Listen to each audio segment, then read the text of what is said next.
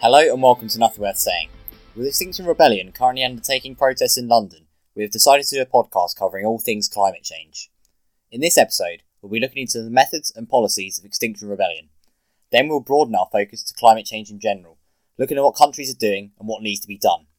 Lastly, we'll go on to specific policies that are looking to combat the effects of climate change, specifically the Green New Deal. Aside from the usual chaps, we have boosted our diversity and welcomed Marina to the podcast. She studies politics and IR at Bath, and climate change is an issue of importance to her. So let's go on to our first issue of the day. Environmental campaign group Extinction Rebellion have launched a protest which has just ended this week.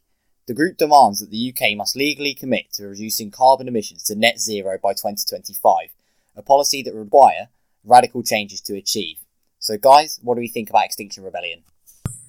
So my point of view is basically that Extinction Rebellion has provided an important pedestal for people to talk about climate change and kind of move the issue to the forefront. I think I agree with that. I think broadly, most people think that Extinction Rebellion has started a conversation which is positive. I think the problem is that the narrative they're pushing about that conversation is in danger of pushing people away from the movement. It's generating a reaction, isn't it? And that reaction isn't necessarily a good one, because while there's a lot of people who are saying they are supporting them, and then a lot of people who are saying, well, maybe they're a bit wrong about some of the facts that they're saying, but at the end of the day, it's a good message. There's a lot of people who are just like, they're just totally wrong, and we should not listen to them, and then that kind of like gets the whole the positive conversation buried under all this controversy. I just think their policies aren't, they're not realistic. So, for instance, reducing CO2 emissions to almost zero in 6 years' time, I think would require one aeroplane trip every 5 years, and I just can't see us changing that very quick. They're also planning on replacing gas stoves and all things that we use in that respect, which, considering the vast majority of the country, I think use gas, it's just not conducive in 6 years. Although what I will say is that their goals are aspirational.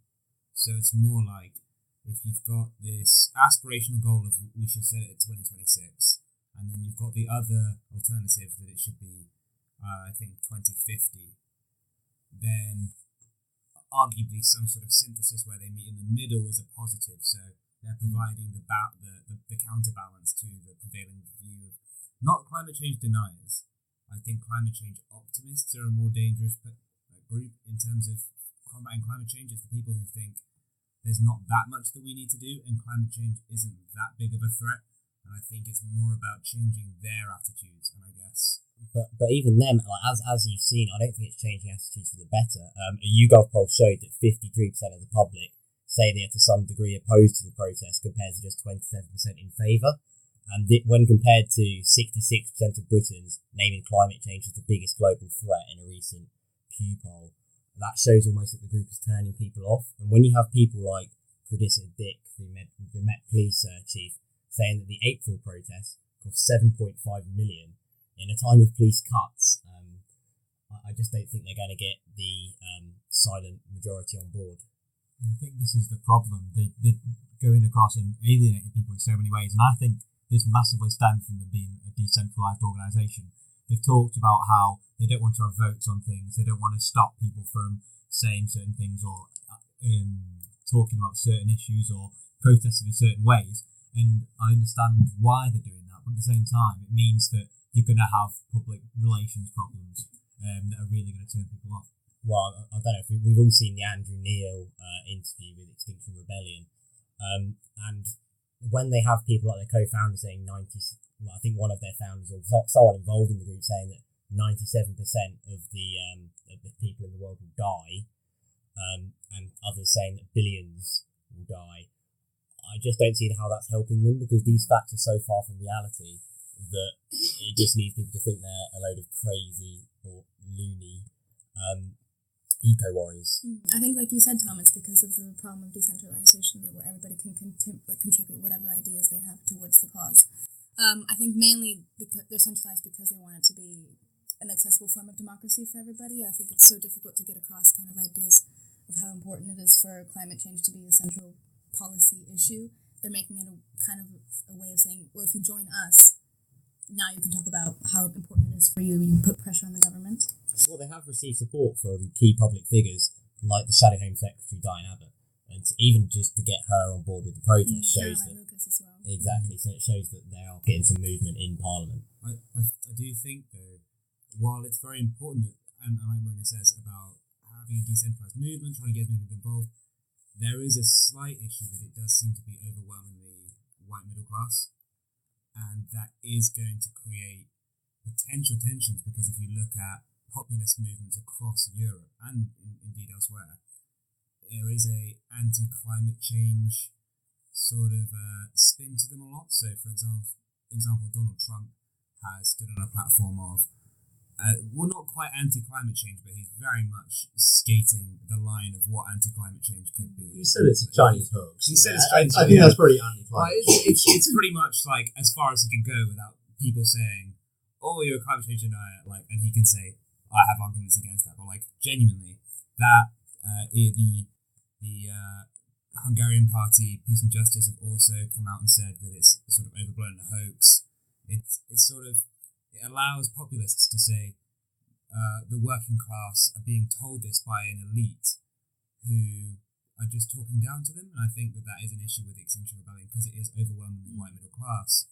Students as well. It is an elite who are saying this to everyone else, and especially also there's an aspect of it, the vegetarian movement as well. People already are quite reactionary to that. So Well, they have their biggest support amongst 18 to 24-year-olds. I think 47% either strongly supported or somewhat supported the disruption of traffic and public transport to highlight Extinction Rebellion's aims. And that was in April, so I can't see it changing since then. I just think that they let themselves down because they're not listening to the scientists they claim to want to listen to. No scientist is saying billions of people will die. In fact, the IPCC has come out and countered that claim. So I think it would help if maybe, as you were saying, maybe if they were more centralised and had actual figures who were speaking facts about the catastrophe that climate change could be. I think the thing is, though, one of the main reasons that the biggest support is 18 to 24-year-olds is because that's mainly, that's the group that climate change is going to affect the most. People who are 16, 17 years old, climate change is not going to affect their lives too much. Let's say they live to 80. I also think it's the times that age group have grown up in. If you look at the younger people, say people of our age or slightly older, they've grown up in climate change science has always been the norm and been well accepted. You look at people who are slightly older, and it's something that's come into their lives after they've grown up, so they're naturally more sceptical. They're not the ones. At the end of the day, the 18 to 24-year-olds mostly aren't the ones who are paying the bills and which is the important part. But it's different until you're actually involved in that. But we're going to be, with things like oil shortages and stuff, that's going to fall on us. That's not going to fall on our parents. And also, I think with that argument, there is a rise in ethical consumerism across Europe, for example. So 10% rise in people making more conscious efforts to buy fruit and vegetables and reduce their meat consumption and things like that. I think we are a generation that is more sort of in tune with what we're buying and understanding the power of our money to also shape policy in that regard. So I think that we are a more conscious generation of climate change because of documentaries like The Day After Tomorrow in 2012 and things like that. We've grown up knowing about the problems that we face. We are a post-Al Gore generation. What do you think of the idea that Extinction have of the Citizens' Assembly to solve the climate issues? I think it's a fair idea. I think obviously it proves logistical issues, but you can look at the case of Ireland, for example, that helped greatly with abortion laws to kind of modernise those. So why not apply it for climate change? Yeah, I think it owes good kind of public legitimacy to potentially radical and costly or policies that are going to have big changes in the population. So those kinds of measures are going to perhaps make them slightly more acceptable to people. Yeah, I guess also it does tackle the issue of the fact that 65 plus year olds only comprise 16% of the population. So if you're creating a representative group, you are going to have more younger people. It would also address the issue of elites and working class divide with kind of wanting to have climate change addressed as a key policy issue, because obviously it would gather people from all kinds of backgrounds. There's also been the argument from Grant Shapps on Question Time, who's basically saying, okay, we acknowledge climate change is an issue, but why are you looking at the UK and not elsewhere? Do you think that holds any credence? I think he said we're leading the G20 emissions cutting out of all the advanced nations, and we were the first to declare a climate emergency. I think it's or one mainly of the because the first. founders are English, so it's what they know. It's where they felt was realistic to start. Also, to be fair, we should be advocating change in our country because we can't advocate change in other countries very easily. It's hard to create a grassroots movement in another country. Like, it's hard to create a grassroots movement in China. Like, we might as well do as much as we physically can, because what's the worst that could happen? We offset a greater proportion of our own climate impact versus the rest of the world. I think that we may be leading the G20, but if we can be doing more, then that's fantastic. I think it's a good time to probably look at climate change in more general. I think we've covered extinction quite well. So, the Intergovernmental Panel on Climate Change has declared that the burning of fossil fuels, in combination with other human activities, has significantly altered the heat balance of the Earth's atmosphere. This poses serious risks for both human and natural systems across the world, affecting things like crop yields and sea levels. The first major piece of action on climate change came in the Kyoto Protocol of 1997, which pledged to cut the yearly emissions of carbon by varying amounts, averaging 5.2% by 2012 as compared to 1990. This was updated with the Paris Agreement, which has been signed by 197 countries and ratified by 185 as of January 2019. The objective was no less than a binding and universal agreement designed to limit greenhouse gas emissions to levels that would prevent global temperatures from increasing more than 2 degrees Celsius above the temperature benchmark set before the beginning of the Industrial Revolution. So what do you think about our current action on climate change? Is it enough? Does it need to go further? I think that the typical, or like the majority held view among scientists is that we aren't doing enough. I've seen numerous dates, but I think the numbers people are talking about that we need to get to, say, net neutral carbon emissions is perhaps anywhere from kind of 2040, but you see some that are slightly earlier, some that are slightly later at that, and we aren't at pace to meet that kind of date. So I think there's definitely more that we do need to be doing. Our CO2 emissions have been falling for 6 years now, but 2018 was the smallest decrease of those years, and it was a 2.4% reduction, and that signals that, like, instead of reducing it, could just plateau and then maybe increase again. Yeah. I think also ultimately you have to ask the question of what's the worst case scenario if you do more action than you necessarily need on climate change, and that's that you have a healthier world quicker. It's just the cost versus morals argument again, isn't it? Like, well, again, the Intergovernmental Panel on Climate Change has said that the Paris Agreement doesn't go far enough, and it needs to actually be kept below 1.5 degrees Celsius. And the 20 warmest years on record have been in the past 22 years. Yeah. So I think that shows that climate change obviously is definitely happening. I think the main issue again is China and the United States. Apparently, although we cut emissions in the Kyoto Protocol, because China and the US weren't really involved unless the US didn't ratify it at all, the emissions actually increased by more than everyone else cut it, and they currently contribute to 40% of the global total, according to data from the European Commission's Joint Research Centre. And I don't think Trump's policies are helping at all. I don't know if anyone has anything on what he's doing. So he announced on the 1st of June 2017 that he was going to bring America out of the Paris Agreement. The issue is with that he couldn't actually do it. You can't leave the Paris Agreement until it's been in for 4 years. So if he gets re-elected after 2020, he can take them out. But as of now, he can't do anything. So America's had to attend the meetings.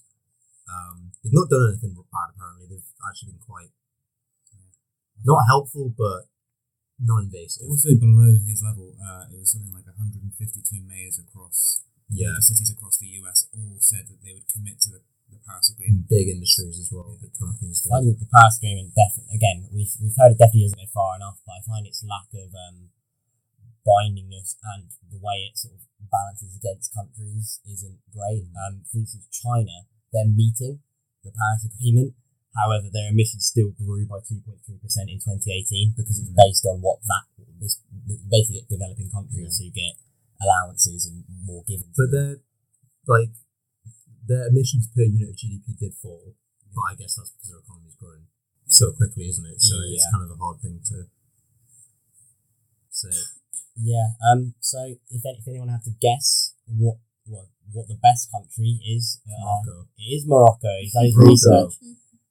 So they're one of only two countries with a plan to reduce its CO2 emissions to a level consistent with the 1.5 degrees Celsius. And their energy strategy calls for generating 42% of its electricity production from renewables by 2020. So that's coming up very soon. That's fast. Surprisingly, India are doing very well as well. So they've already established a goal of generating 40% of its power through renewables by 2030.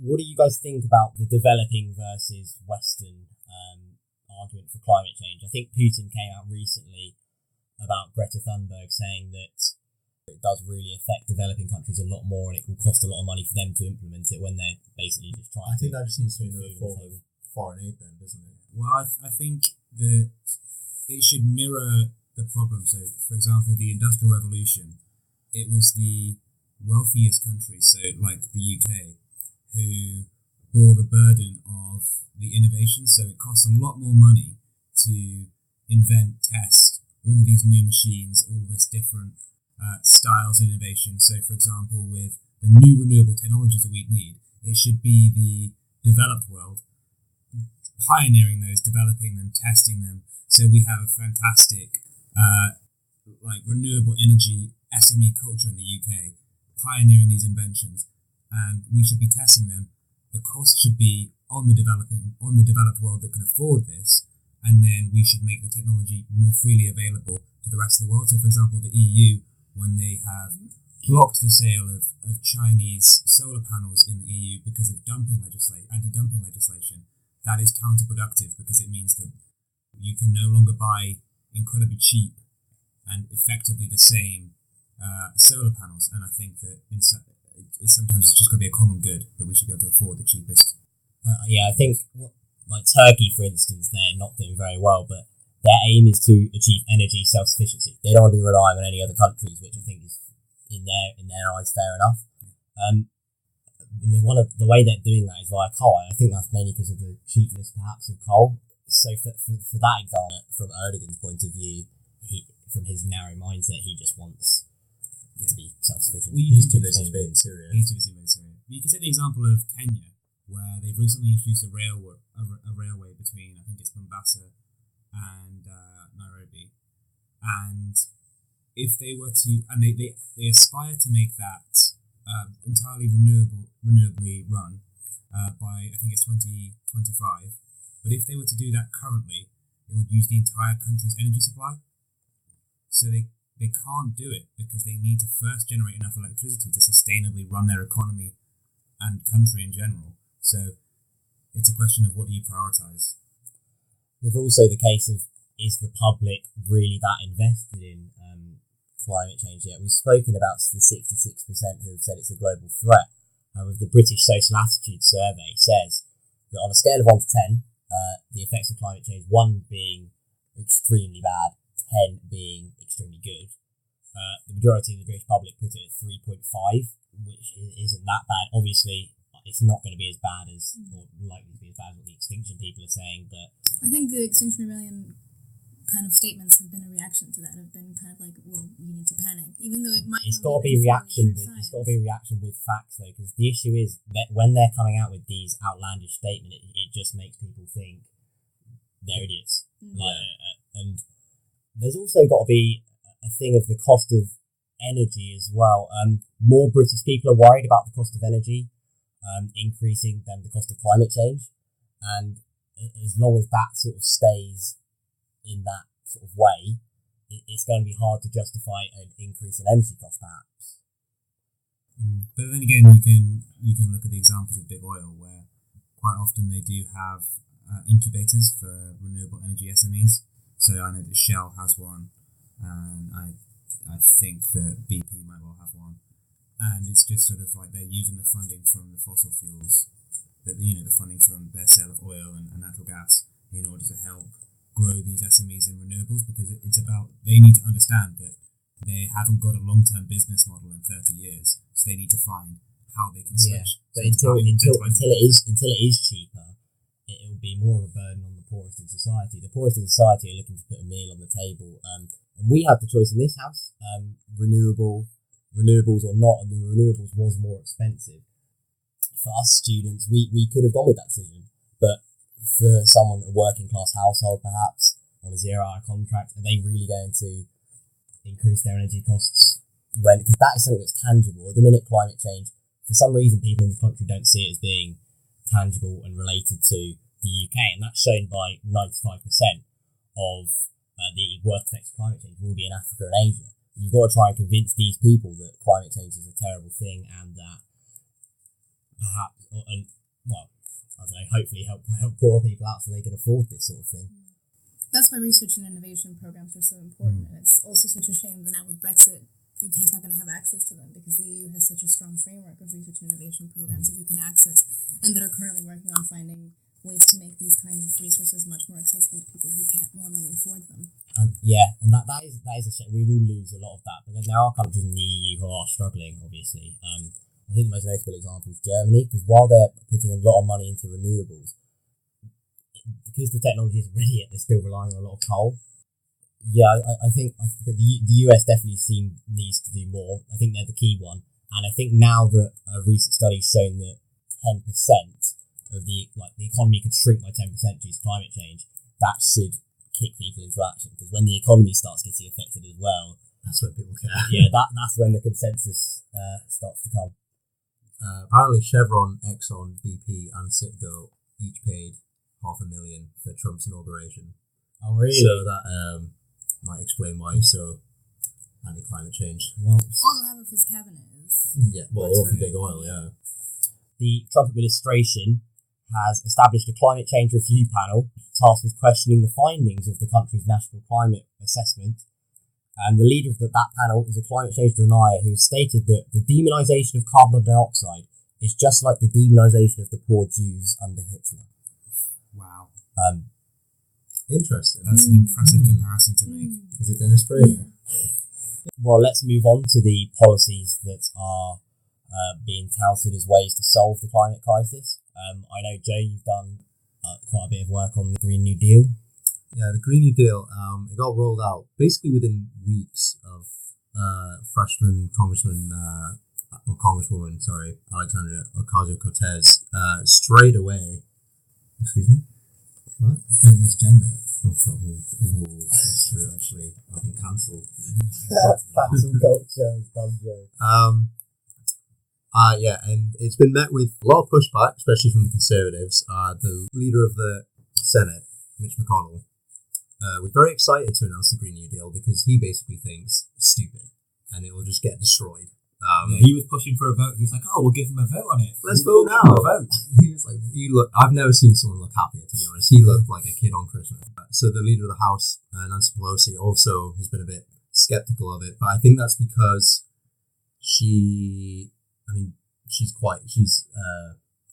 upper class American Democrat. She's quite elite. She doesn't think she can get elected on it. She can't get elected on it. And yeah, exactly. She's aiming for the she's part of the Joe Biden. You've got to consider, the moderates were the ones who won the House of Representatives back from the Republicans. So obviously she's going to prioritise what those moderates think. There's also huge oil lobbyists on both sides. So. Yeah, and I also think the Green New Deal has a huge PR problem in that it's hugely misunderstood.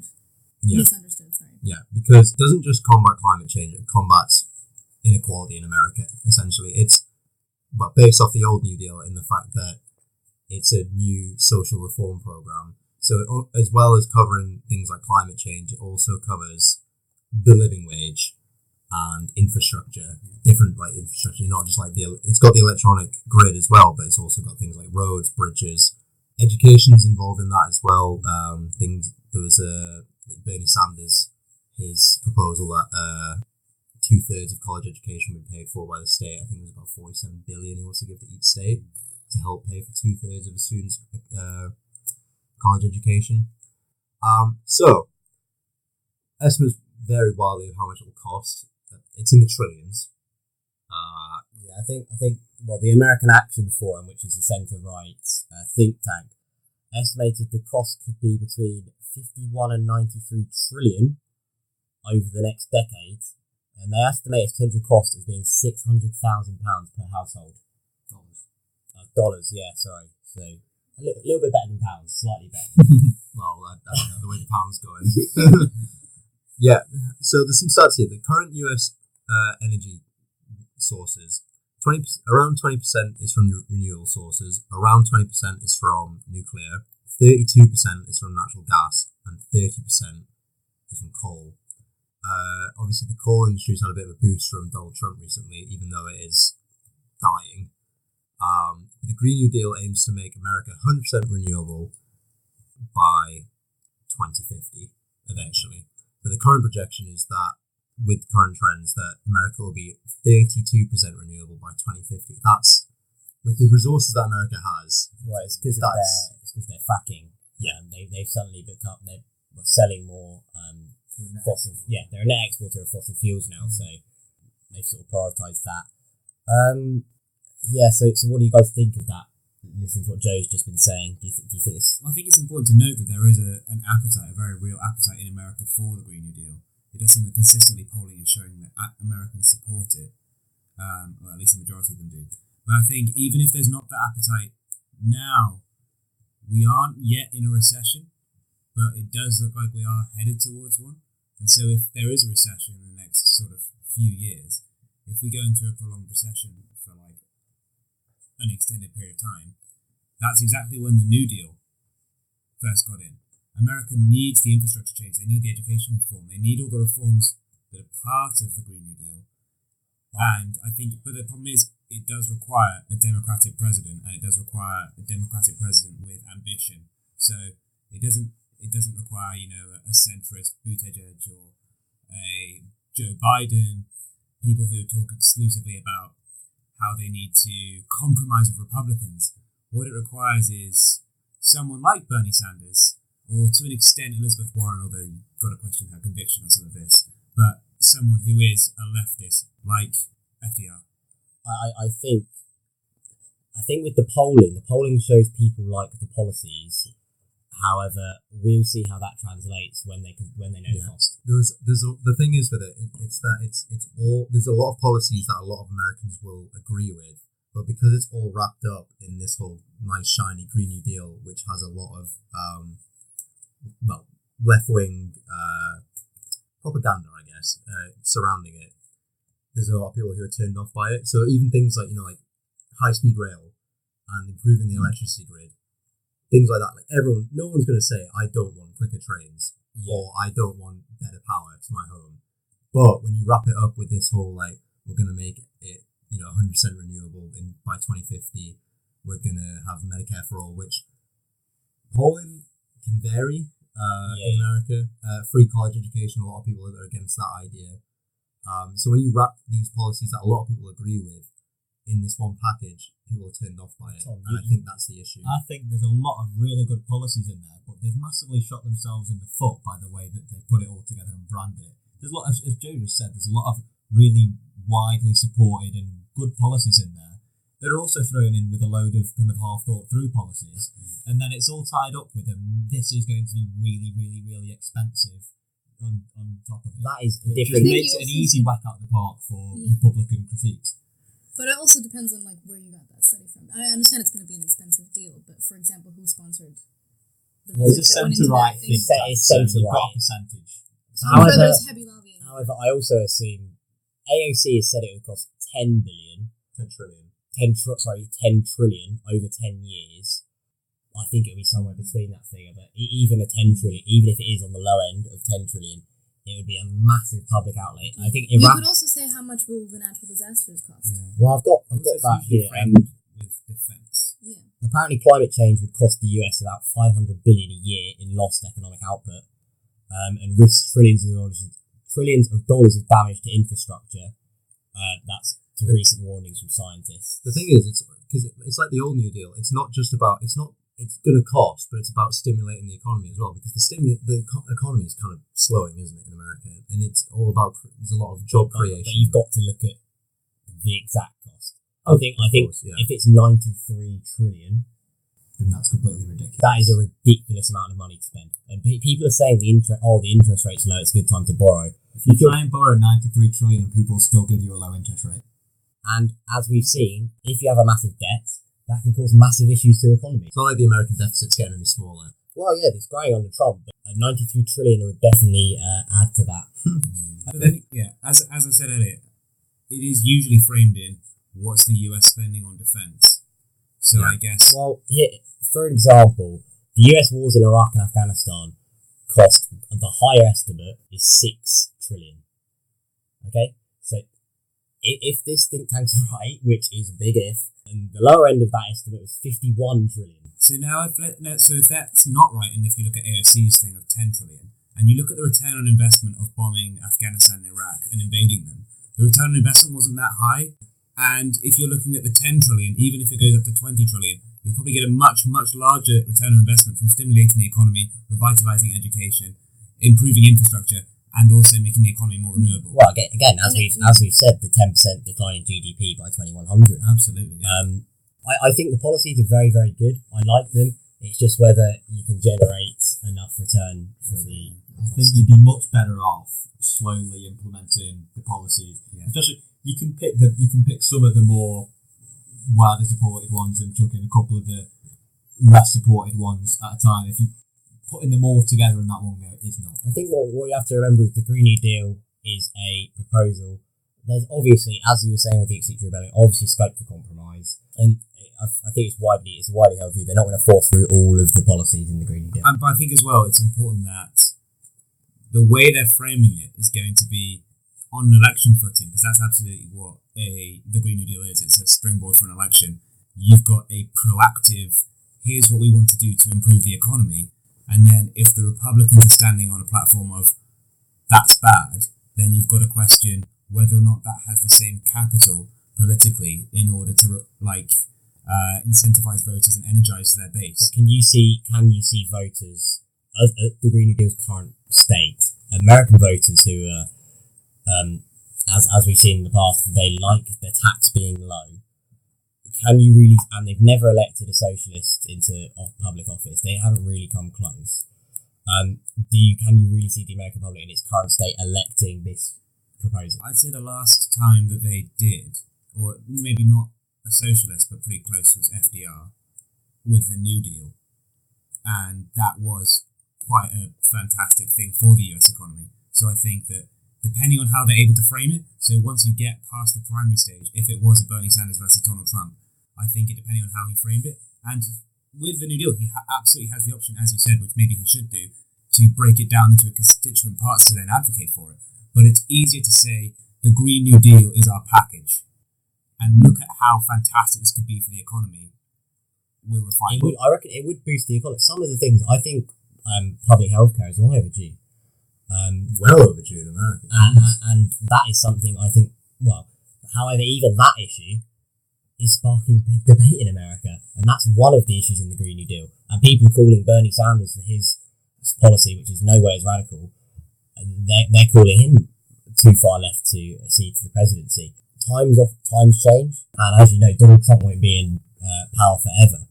I just think they'll need to cut it down to what benefits the environment the most, perhaps. And I'll be really interested to see what Warren runs on, because it looks like she's going to win the nomination. She's the favourite now. There's a long way to go, but she's the favourite.